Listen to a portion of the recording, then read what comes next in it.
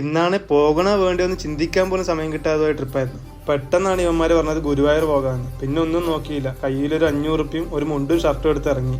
നല്ല രാത്രി ആയതുകൊണ്ട് ബസ് ഉണ്ടായില്ല, അതുകൊണ്ട് ഒരു ക്യാബ് ബുക്ക് ചെയ്ത് നേരെ സ്റ്റേഷനിലേക്ക് വിട്ടു.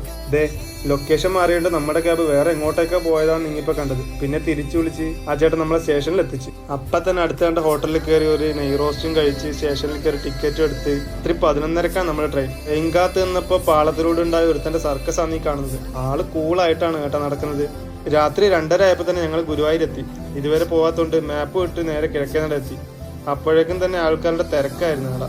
എന്നിട്ട് അമ്പലത്തിന്റെ ഫ്രഷപ്പ് ആകേണ്ട സ്ഥലത്തും പോയി പല്ലും തേച്ച് കുളിച്ച് റെഡിയായി. ബാഗും ഫോണും സേഫ് ആക്കാൻ വേണ്ടി അടുത്തുള്ള ലോക്കർ സിസ്റ്റത്തിൽ വെച്ച്. ഫോണിനും ബാഗിനും 10 റുപ്യാണ് കേട്ടാ. പൊളിച്ചക്ക് 3 മണിക്കുന്ന ക്യൂ ഞങ്ങൾ തൊഴുതിട്ട് ഇറങ്ങിയത് രാവിലെ 8 മണിക്കായിരുന്നു. പിന്നെ ഫോട്ടോ എടുപ്പും അവിടെ ഉണ്ടായ ഒരു കല്യാണവും തിരുവാതിരൊക്കെ കണ്ട് കുറെ നേരം നിന്ന്. വിശക്കാൻ തുടങ്ങിയപ്പോൾ അവിടെയുള്ള ഹോട്ടലിൽ കയറി നെയ് റോസ്റ്റ് കഴിച്ചു. എന്നിട്ട് ഗുരുവായൂർ ഫേമസ് ആയ ഒരു കോൾഡ് ചോക്ലേറ്റ് കുടിച്ചു. എന്നിട്ട് അവസാനം പർച്ചേസിങ്ങിന് അങ്ങ് കടന്നു. തിരിച്ചു പോകുന്ന വഴിക്ക് വെള്ളം തീർന്നുകൊണ്ട് കുപ്പിയിൽ നിറക്കാൻ ആടെയുള്ള വാട്ടർ ATM-ൽ പോയി. സംഭവം കൊള്ളാട്ടാ. ഇതിലേക്ക് 2 റുപ്യ ഇട്ട് കൊടുത്താൽ 1 ലിറ്റർ വെള്ളം കിട്ടും. എന്നിട്ട് വെള്ളവും നിറച്ച് ഉച്ചക്കുണ്ടായ ഗുരുവായൂരിൽ നിന്ന് സ്റ്റാർട്ട് ചെയ്യുന്ന ഒരു ട്രെയിനും പിടിച്ച് നേരെ എറണാകുളത്തേക്ക് പോയി. അപ്പൊ ഇന്ന് ഇത്രയേ ഉള്ളൂ. വീഡിയോ ഇഷ്ടപ്പെട്ടാൽ ലൈക്ക് ചെയ്യാനും ചാനൽ സബ്സ്ക്രൈബ് ചെയ്യാനും മറക്കല്ലേ. അപ്പൊ എന്നും പറയുന്ന പോലെ പോയിട്ട് വരാം.